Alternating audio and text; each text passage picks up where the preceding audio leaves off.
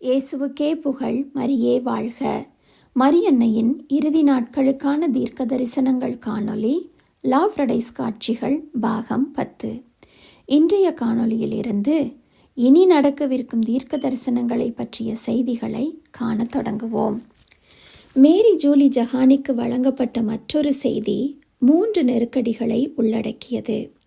இதில் திருச்சபை, பிரான்ஸ் மற்றும் உலகம் சம்பந்தப்பட்ட தீர்க்க தரிசன எச்சரிக்கைகளின் முழு உள்ளடக்கமும் உள்ளது. 3வது நெருக்கடி உண்மையில் கடவுளால் தேர்ந்தெடுக்கப்பட்ட உண்மையான மன்னரால் ரோமில் திருத்தந்தை விடுவிக்கப்படுவதை உள்ளடக்கியது. இதை பற்றி நாம் முந்தைய காணொளிகளில் கேள்விப்பட்டிருக்கிறோம். இந்த 3 நெருக்கடிகள் 3 ஆண்டுகள் நீடிக்கும். புனித அதிதூதர் மிக்கேல் 29 செப்டம்பர் 1881 அன்று காட்சியில் கூறியது பின்வருமாறு மேரி ஜூலியிடம்: ஆண்டவரின் திரு இருதயத்தின் அன்பர்களே, நான் உங்களுடன் இருக்கிறேன். உங்கள் சமூகம் இயேசுவினுடையது. நீங்கள் தாராள மனம் கொண்ட துணிச்சலான வீரர்கள். இந்த வார்த்தைகளை நான் உங்களுக்கு சொல்ல வேண்டும் என்று ஆண்டவர் விரும்புகிறார். கடவுளின் துணிச்சலான வேலைக்காரர்களே, தயாராகுங்கள். தெய்வீக குருவானவர் விரைவில் வருவார். முதலில் அவரது கருணையில், இரண்டாவதாக அவரது நீதியான கோபத்திலும் பழிவாங்கலிலும். இந்த வாளை நான் அவரது தற்போதைய நண்பர்களுக்கு காட்ட வேண்டும் என்று அவர் விரும்புகிறார். அதன் மூலம் நான் எனது கடமையை செய்திருப்பேன் என்று அதிதூதர் அறிவித்தார். புனித மிக்கேல் அதிதூதர் பின்னர் மேரி ஜூலி ஜஹானியிடம் ஒரு வாளை காட்டுகிறார். இந்த வாளை கொண்டு தீர்க்க தரிசனங்கள் நிறைவேறும் காலங்களில் விசுவாசமான கிறிஸ்தவர்களுக்கு நான் உதவுவேன் என்றும் கூறினார். மேலும், இது ஆண்டவரின் அன்பர்களுக்கு நான் ஒப்படைக்கும் வாள். இது என்னுடையது. அது ஆண்டவரின் முத்திரையை கொண்டுள்ளன.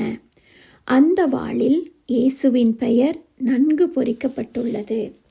ஆண்டவருடைய அன்பான அன்பர்களே, நாம் ஆண்டவரின் இரக்கத்தின் வாசலிலும் நீதியின் வாசலிலும் இருக்கிறோம் என்று அதிதூதர் மிக்கேல் கூறியுள்ளார்.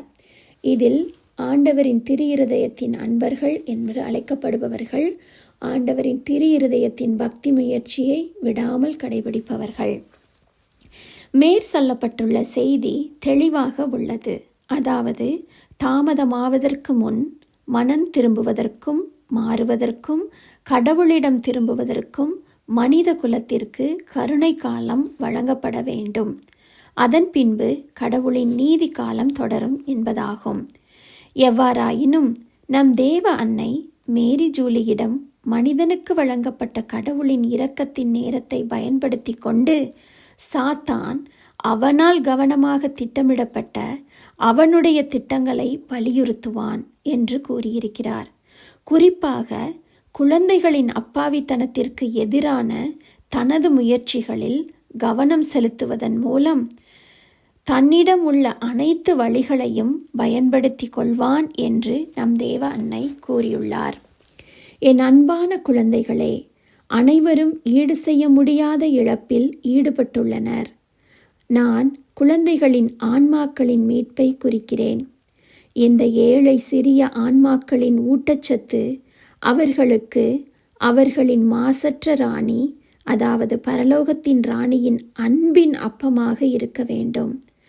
ஆன்மாக்களின் மீட்பின் எதிரிக்கு வழங்கப்பட்ட மேய்ச்சல் நிலங்களாக இந்த ஆன்மாக்களை பார்க்கும்போது நான் பாதிக்கப்படுகிறேன். சாத்தான் குழந்தைகளை எடுத்துக்கொள்வதற்கு பூமியின் ஒவ்வொரு மூலையிலும் அவனுக்கு அவனது ஆதரவாளர்களை வைத்துள்ளான். நான் விரக்தி அடைகிறேன். ஆம், மகத்தான ஆபத்தில் இருக்கும் இந்த ஆன்மாக்களை காப்பாற்றுவதில் நான் விரக்தி அடைகிறேன். இந்த குழந்தைகளில் பெரும்பாலானோர் ஊழலின் பாதையில் நுழைந்துள்ளனர். இந்த ஆன்மாக்கள் எனது நற்பண்புகள் மற்றும் தூய்மையின் வாசனை திரவியத்தின் ஒரு துளி கூட பெறவில்லை. அளவிட முடியாத பெரும் வேதனையுடன் இதை நான் உங்களுக்கு வெளிப்படுத்துகிறேன். ஏனெனில் இந்த இளம் பாதிக்கப்பட்டவர்களின் எண்ணிக்கையை பார்த்தால் நீங்கள் பயப்படுவீர்கள், ஒரு மரண அடியைப் போல் தாக்கப்படுவீர்கள். என் அன்பான குழந்தைகளே, இந்த குழந்தைகளின் நம்பிக்கையில்லாத கவலையற்ற தாய்மார்கள், குற்றவாளி தந்தைகள் மோசமான நிறுவனத்தின் வட்டங்களுக்குள் தள்ளப்பட்டுள்ளனர். அங்கு அவர்கள் என் தெய்வீக மகனை புண்படுத்துவதை தவிர வேறு எதுவும் செய்வதில்லை. பரலோகத்தில் அவர்களுக்கு பரலோகத்தை பற்றி அவர்களுக்கு என்ன பொறுப்பு இருக்கின்றது? அவர்கள் எத்தனை காரியங்களுக்கு விளக்கம் வழங்க வேண்டும்? அவர்கள் அதை பற்றி யோசிக்கவில்லை. என்ன பயங்கரமான துரதிர்ஷ்டம்! இவை நம் ஆசிர்வதிக்கப்பட்ட தேவ அன்னை 9 பிப்ரவரி 1904 அன்று கூறியது. இழந்த பல ஆன்மாக்களை நான் காண்கிறேன். குறிப்பாக குழந்தைகள், பகுத்தறிவு வயது இல்லாதவர்கள் கூட. குழந்தைகளின் ஆன்மாக்களின் இழப்புக்கு பொறுப்பானவர்கள். பயங்கரமான விசாரணையின் போது அவர்களுக்கு என்ன காத்திருக்கிறது என்று தெரிந்தால். இப்போது குழந்தைகள் பெரியவர்களைப் போல கல்வி கற்பிக்கப்படுகிறார்கள். என்ன வெட்கக்கேடான வார்த்தைகள் அவர்கள் காதுகளில் ஒலிக்கின்றன, அவர்கள் வாயில் எதிரொலிக்கின்றன. அது மிக மோசமானது மற்றும் பயங்கரமானது. இளைஞர்கள் இந்த நிலைக்கு மாறுவதை பார்க்கும் ஒவ்வொருவரும் நடுநடுங்குகிறார்கள்.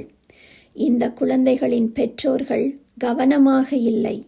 அவர்களை கவனித்துக் கொள்ளவில்லை. அவர்கள் என்ன செய்கிறார்கள் என்பதில் பெற்றோர்கள் ஆதிக்கம் செலுத்துவதில்லை. குழந்தைகள் வயதுக்கு மீறி பேசுவதை கேட்டு பெற்றோர்கள் சிரிக்கிறார்கள். மேலும் பெற்றோர்கள் அவர்களின் குழந்தைகளின் செயல்களுக்கு முற்றிலும் சுதந்திரம் கொடுக்கிறார்கள். அவர்களை கண்டித்து திருத்துவதில்லை. இவை நம் ஆண்டவராகிய இயேசு கிறிஸ்து அக்டோபர் 2, 1903 அன்று கூறியது. இன்றைய குழந்தைகளின் பாடத்திட்டத்தையும் அவர்களின் பேச்சையும் நடவடிக்கைகளையும் பெற்றோர்கள் அவர்களை கண்டிக்கும் விதத்தையும் சிந்தித்து பார்ப்போம். துரதிர்ஷ்டவசமாக மேரி ஜூலிக்கு நம் ஆண்டவராகிய இயேசு கிறிஸ்து மேற்கூறிய தீர்க்க தரிசனம் ஏற்கனவே நடந்தேறிவிட்டது. இந்த காலகட்டத்தில்தான் நாம் வாழ்ந்து கொண்டிருக்கிறோம். திருச்சபையின் போதனைகள் மற்றும் சடங்குகள் கத்தோலிக்கர்களுக்கு வழங்கப்பட்ட கவசம், கேடயம் மற்றும் வாள் என்பதால் அவற்றை நிர்வகிப்பவர்கள், அதாவது அதை வழங்குபவர்கள் முதன்மை இலக்குகளாக பாதிக்கப்படுபவர்களாக ஆவது தர்க்க ரீதியானது. இதன் விளைவாக மேரி ஜூலியின் காலத்தில் இருந்த திருத்தந்தைக்கு நடக்கவிருந்த தாக்குதலை குறித்து பரலோகம் எச்சரித்ததை கூறி மேரி ஜூலி எச்சரித்தார். 1878 முதல் 1908 வரை திருத்தந்தையாக இருந்த திருத்தந்தை 13ஆம் லியோ மேரி ஜூலி போலவே ஆண்டவருக்கும் பிசாசுக்கும் இடையிலாக நடந்த மிகவும் குறிப்பிடத்தக்க பரிமாற்றத்தை கண்டார், கேட்டார். அதை பற்றி அடுத்த காணொளியில் காண்போம். இந்த வாரத்திற்கான பிரதிபலிப்பு. இன்றைய காலகட்டத்திலும் இனி வரப்போகும் நிகழ்வுகளை சந்திக்கவும் அதிதூதர் மிக்கேல் சமணசானவரின் துணை நமக்கு மிகவும் தேவைப்படுகிறது. சிறு குழந்தைகள் முதல் பெரியவர் வரை தூய அதிதூதர் மிக்கேல் ஜெபத்தை காலையிலும் இரவிலும் கண்டிப்பாக சொல்ல வேண்டும் மற்றும் அடிக்கடி சொல்வதும் நல்லது. அதிதூதர் மிக்கேல் பக்தி முயற்சியை அனைவரும் அனுசரிக்க முயல்வோம். மேலும் 29 செப்டம்பர் 1881 அன்று நடந்த காட்சியில் அதிதூதர் மிக்கேல் நம் இயேசுவின் திரு இருதயத்தின் அன்பர்களுக்கு தாம் துணையாக பாதுகாப்பாக இருப்பதாக கூறியிருக்கிறார். இந்த திரு இருதயத்தின் பக்தி முயற்சியை பற்றி சொல்ல வேண்டிய அவசியமில்லை என்று கருதுகிறேன். ஏனெனில் ஒவ்வொரு கத்தோலிக்க குடும்பத்திலும் இயேசுவின் திரு இருதய பக்தி கண்டிப்பாக தினமும் அனுசரிக்கப்படுகிறது என்று நம்புகிறோம். இயேசுவின் திரு இருதய படம் ஸ்தாபிக்கப்படாத கத்தோலிக்க குடும்பம் இருக்க வாய்ப்பில்லை என்று நம்புகிறோம். இன்றைய காணொளியில் 9 பிப்ரவரி 1904 அன்று நம் தேவ அன்னையும் மற்றும் 2 அக்டோபர் 1903 அன்று நம் ஆண்டவராகிய இயேசு கிறிஸ்துவும் குழந்தைகளின் குழந்தைத்தனம் அளிக்கப்படும் என்று கூறியுள்ளார்கள். 120 ஆண்டுகளுக்கு முன்பே இன்றைய குழந்தைகளின் நிலை பற்றி நம் ஆண்டவரும் நம் தேவ அன்னையும் அறிவித்து இருக்கிறார்கள். அதை பலமுறை கேளுங்கள். நம் வீட்டில் உள்ள குழந்தைகளை நாம் எவ்வாறு வளர்க்கிறோம் என்று தீர ஆராய்வோம்.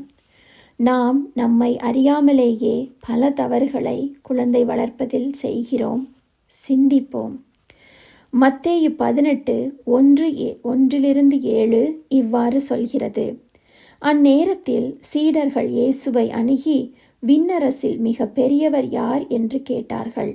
அவர் ஒரு சிறு பிள்ளையை அழைத்து அவர்கள் நடுவில் நிறுத்தி பின்வருமாறு கூறினார். நீங்கள் மனம் திரும்பி சிறு பிள்ளைகளைப் போல் ஆகாவிட்டால் விண்ணரசில் புகமாட்டீர்கள் என உறுதியாக உங்களுக்கு சொல்கிறேன். இந்த சிறு பிள்ளையைப் போல தம்மை தாழ்த்தி கொள்பவரே விண்ணரசில் மிக பெரியவர். இத்தகைய சிறு பிள்ளை ஒன்றை என் பெயரால் ஏற்றுக்கொள்பவர் எவரும் என்னையே ஏற்றுக்கொள்கிறார். என் மீது நம்பிக்கை கொண்டுள்ள இச்சிறியோரில் எவரையாவது பாவத்தில் விழச் செய்வோருடைய கழுத்தில் எந்திரக்கல்லை கட்டி தொங்கவிட்டு ஆழ்கடலில் அமிழ்த்துவது அவர்களுக்கு நல்லது. ஐயோ, பாவத்தில் விழச் செய்யும் உலகுக்கு கேடு. பாவத்தில் விழுவதை தவிர்க்க முடியாது.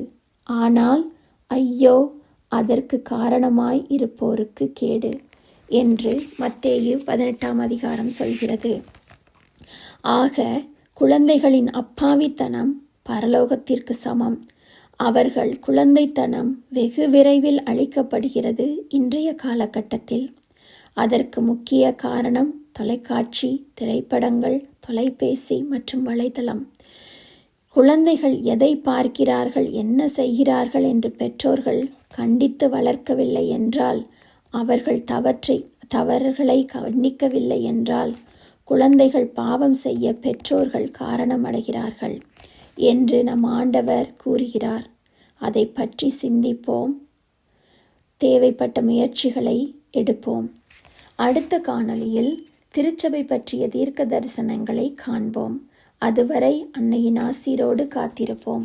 தினமும் குடும்பமாக ஜெபமாலை சொல்வோம். ஆமென்.